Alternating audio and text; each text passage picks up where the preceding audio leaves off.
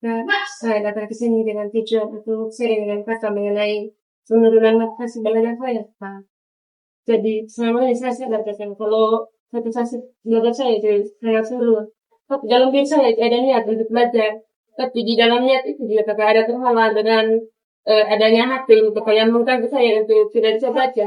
Maka kakak ini bisa dari saya kali solusi agar saya bisa ingat atau mungkin saya motivasi saya untuk belajar itu semakin meningkat kan. Oh, itu sudah mengetahuan tadi ini ada niat mau belajar. Tapi karena sibuk dengan HP, karena menolak waktu dengan HP, akhirnya motivasi belajar jadi itu hilang. Oke. Ini tadi datang ke sini untuk memberi pengalaman yang luar biasa sekali. Yang pertama yang saya apresiasi dan bisa mencarikan pengalamannya. Sebenarnya untuk persoalan HP kaitan dengan belajar itu rumit sekali. Ada dua dampak sisi positif dan negatif penggunaan HP ini. Positifnya itu kita bisa akses segala bidang, segala ilmu pengetahuan melalui HP. Kita melalui platform masing-masing, ada tips banyak luar biasa. Tapi sisi negatifnya itu kan HP itu membawa kecanduan. Kecanduan di sini itu bisa terlena dengan situasi karena mungkin asik cerita dengan teman melalui HP, WA, Facebook, Instagram dan lain sebagainya itu, dan juga mungkin asik karena nontonnya. Nah, ada berapa motivasi yang saya mau katakan dengan yang pertama itu belajar merupakan bagian dari kehidupan siswa. Tanpa belajar pengetahuan itu tidak bisa kita dapat ya kita ada. Nah, belajar itu merupakan tujuan utama ya mencapai harapan kita. Pasti itu ada harapan, ada cita-cita. Nah, berdasarkan pengalaman kami juga, belajar itu sangat penting. Karena dengan belajar segala sesuatu itu bisa kita dapat. Dan yang kedua itu harus mampu memanage waktu atau membagi waktu ya. Paling penting. Membagi waktu di sini itu dalam satu hari. Kan nanti bisa bagi waktu. Jam sekian ke sekian saya belajar dan selanjutnya itu main HP atau seterusnya. Jadi penting sekali ya membagi waktu karena itu yang paling penting antara bermain HP dan juga membagi waktu. Karena ya jujur ya kita ini anak muda sama-sama saya pahami bagaimana masalahnya yang mau terjadi. Oke, yang ketiga yang saya mau tawarkan dengan itu selalu mengingat ke belakang. Kita datang ke kota, datang ke tempat atau institusi tertentu itu untuk mencapai cita-cita. Nah, untuk mencapai sebuah cita-cita yang baik, yang kita dambakan, yang kita inginkan itu pasti dengan belajar. Belajar.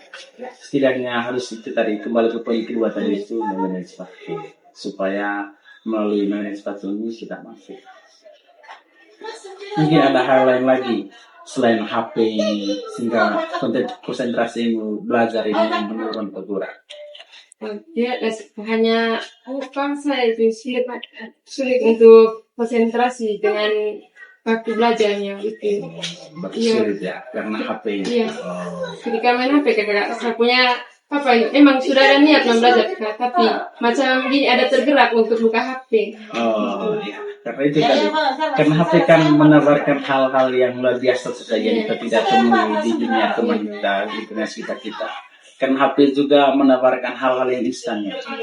Sebenarnya kita mau belajar apa sih, kita ketik di Google kah, apalagi penggunaan AI sekarang.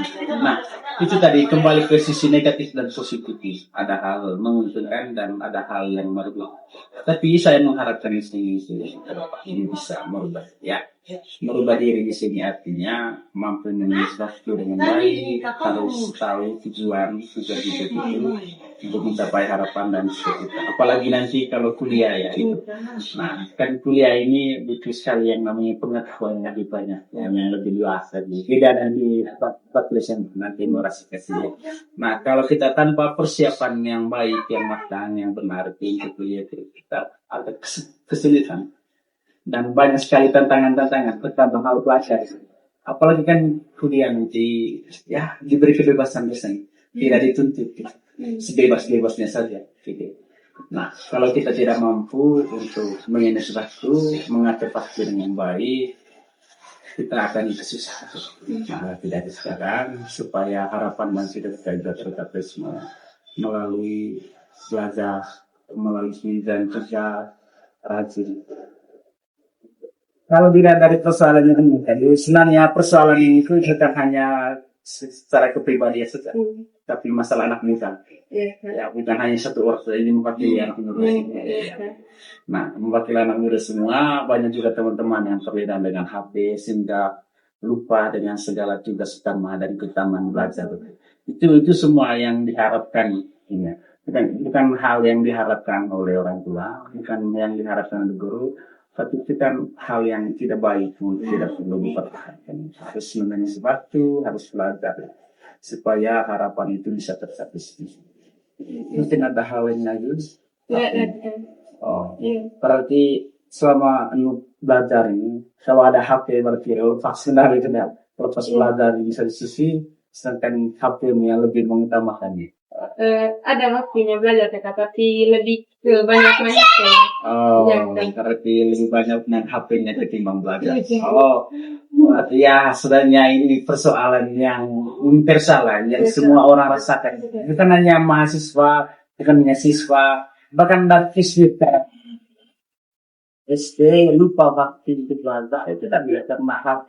Karena menarik sekali ya kalau kita bilang HP ini sebenarnya ini. Nah, sebenarnya tidak salah sih, tidak salah. Saya katakan tidak salah kita nanti. Setiap penting juga membagi waktu dengan baik supaya kita memanfaatkan HP yang ada di sebaik-baiknya supaya mengingatkan diri saya dalam proses belajar. Oke, oke, harapan dari saya selalu keluar dari dalam nanti bisa berubah. Tidak hanya itu, ini bisa belajar dari pengalaman selama ini. Tinggalkan kebiasaan berpikir yang berlebihan, bertele-tele dari kerja, ya tidaknya belajar dari yang terkecil supaya mampu mencapai harapan. Oke.